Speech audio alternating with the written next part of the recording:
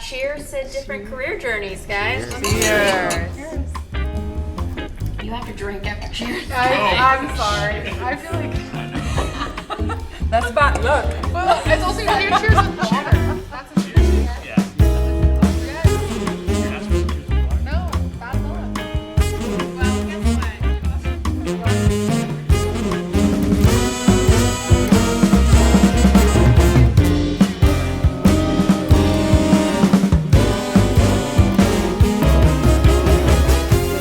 Guys, we're all here because I think we all come from different places. So just what brought you to RV in the first place?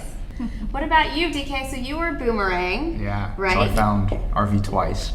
The first time was on accident. I started my career in finance, and I wanted to work at Silver Lake. And Silver Lake had just made an investment in Red Ventures. And so to give myself a leg up in the interview process, I was like, I'll go interview at some companies they invested in because that'll look good. And I fell in love with it. Like day one, came on campus. I was like, wow, like I don't know how to do any of this, and they don't seem to care. Like they'll teach me how to do it, and when I came in my head, I was like, I'm gonna start my own company. So I'm gonna leave at some point. And I was pretty honest about that from day one. And so when we got to that point of like, hey, I've been here for 4 years and I think I want to go start my own thing. Again, everyone was super supportive. Everyone was like, great, I'm glad that you came here and worked really hard for 4 years. And if you need to leave now, go ahead, and the door's always open. And so I left and I did that. And then when it was the right time to come back, it was great. Everyone welcomed me back with open arms. I think it's really interesting for like probably where you are now in your career and like when I started. So I started working almost 2 decades ago, but if it goes beyond this table, I will deny it. But it was a very much a place of where like the employer told you what to do and you just did it, and you were like, I'm grateful to have a job, even if that means I'm here at 2 a.m. because that's when you want me here. And I feel like that's evolved, right? I think your workplace, because it takes so much of your day, what you do, where you are, people really care that they're not being overlooked as a whole person, that they're met with understanding, that they feel ownership, that they feel valued, that they feel heard. And I think a lot of times we talk about how much autonomy you get with your role, but not so much about how much autonomy you have for how your team operates. And outside of your actual responsibilities, like how are you guys going to get this done together? How are you going to show up for each other? And so I've definitely found that at RV that we don't really have a choice but to trust and respect our coworkers because we're leaning on them so much in times of uncertainty. I feel like it's like what we said in the nonprofit side, we're a community. I can be myself. I'm gay, I have never had to hide it. I've had 15 years here, I had a divorce, fiance, and I'm getting married again. Congratulations. Thank you. And I think one of the biggest, most difficult moments here in RV made it so easy, which was my divorce.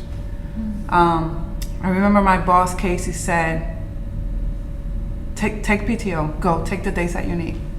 We're here to support you.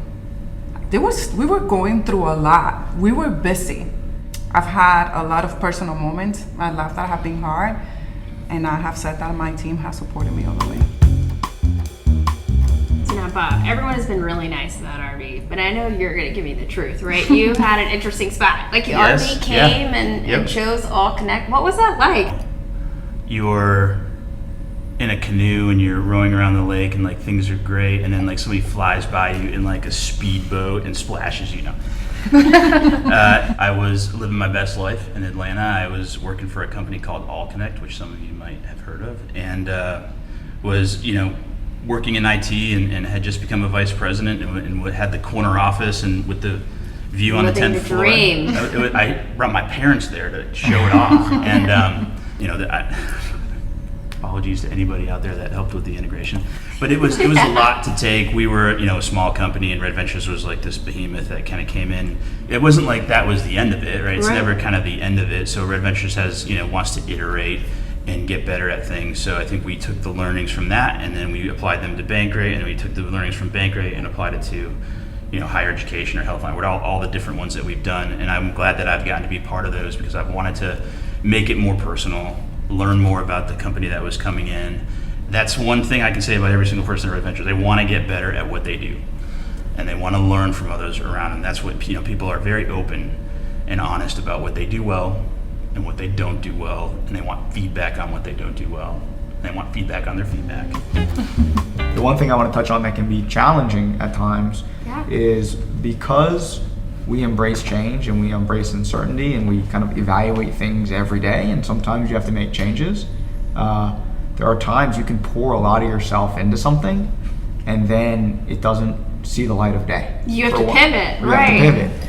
And that stuff can be hard because you're spent a bunch of 16-hour days and you want this thing to see the light of day because you believe in it and you advocate, and it's just not going to happen. Yeah, me, it's like I get an email, it's 9:00 at night.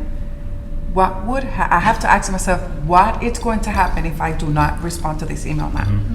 Because I feel the sense of I need to respond now, I want to do everything now, and I cannot expect everybody to be that way. If someone emails me at 10:30 at night, I'm like, I must respond. I must respond coherently with something really smart to say and in the next 90 seconds. And I feel like even I have to like teach myself now that like that's not the value for my teammates, for myself. You almost have to get better at discerning, like, okay, not every week, not every Slack, not every presentation is the Super Bowl. Like, there are some regular season games. And that's something Good that analogy. Yes, Yeah, that's a good, yes. that's a good analogy, yeah. I can't take credit for it, though I don't know who brought that up. Just take it. Actually, Just probably. take it. Yeah. But I think that has been really helpful because you can mute the notification, you can put the palm tree, you can do all these things, but at the end of the day, like, we are the human filters. Right. And so we have to be better at making those decisions for what do we really dig into and what can kind of wait. Yeah, and set those boundaries, I think, for ourselves too. And if you manage someone else, to kind of like respect those of others. So it's almost like teaching my own self to be cognizant of that, just because that's maybe how I used to work. That's not how we work anymore. I do wonder if the incoming professionals have helped teach everybody that skill, because I'm in my mid-30s, so I'm not that old. But the iPhone didn't come out till I was in college, so Right. I wasn't like ingrained with it. If you could get out of the classroom before homework was assigned, they couldn't contact you. Right, Like, yeah. yeah, we had email, but it wasn't I didn't like hear you say a that. known thing, right? Yeah, we could submit things online, but you But didn't could really we? do it, Yeah. right? Like, no one Yeah. really knew how. The good old days, DK. And so then when you started at work and all of a sudden like the technology started to make its way into the workplace, it was like, well, how do I deal with this? Because I never had to. Right. And Slack is like being like tapped on your shoulder, right? Yeah. Like it's the equivalent of like a hey. Yeah. And so then you have this to deal with, you don't know how to deal with it. And then you kind of have this newer generation coming in that's like, well, we don't know anything else. Like we grew up with iPhones, and so here's how you deal with it. What do you, I mean, you're the incoming professor, right? Yes. Teaching me about boundaries. Do you think that's true? I think that there's a lot that we can learn from people who don't have kind of this unlearning to do, like you were saying, dropping the suit and kind of like formal language and things like that. There's a little bit of learning, I think, to be done, but at the same time, sometimes you do need to be quick and on call, and those things that we do need to get an A on. And so I don't think one age demographic or another has it totally figured out. Yeah. We're all figuring it out together. We're figuring it out together. I think back in the 1900s, like I think people worked for the company, and you were like you felt obligated for life. Yeah. Like, yeah. But I think now it's a little more like reciprocal or symbiotic or something. Some smart word there, but now it's more like there's a dependency kind of both ways, and so I think boundaries are respected a little bit more as time goes on. So. But I even think like I try to bring my like true authentic self to work every day. Yeah. And Minus the time. minus the tie, which I wear at home. But I try really hard not to look at like work and life, because if you look at like, well, this is my work and this is my life and I need to work-life balance, Smart. then like you're gonna get overwhelmed. It's just life, and like so it means a couple things. It means like pick a job you love and a culture you love, and that doesn't have to be your adventures for everyone. Like Right. you should be self-aware and you should opt out where it doesn't make sense for you, because going to a place where you have to be like, is this my work or is this my life? It should just be your life. You should love what you do. You should love the people you work with, and like you're gonna have to be honest with yourself about if this is that or not. And then that same thing to say, like, you need boundaries in life. So if you need boundaries in life, then you're gonna need them here too. Right. Like, you have to be confident enough to set them. The culture has to be accepting enough to accept them. And like, we all have a part to play in it, but I definitely think there's like a big employee filter personally that you have to do. Right. Of like, can I thrive and bring my best self here? You know what I think every morning? I said to myself, the day that I do not want to get off bed and come to work, I need to leave. That's right. That has not happened to me. Or- Fingers crossed, I hope never happens. Yeah. Or you can. This is a place where you can be pretty honest, and you Yeah. just say like, "I need a change," Right. and they will give you a change. I've never seen that before. Like, that's not something that ever existed anywhere else I've ever worked. Where it's like, I want to go. You know, I'm in sales. I want to go to recruiting. Like, yeah, let's make that happen. Like, that does not really exist. Don't in a be lot of afraid to places. speak up. Yeah. You want to Just be change? careful what you ask for. True. Yeah. Very true. Sure did. Awesome. Well, thanks for the time, guys. Cheers to dinner with friends. Cheers. Cheers.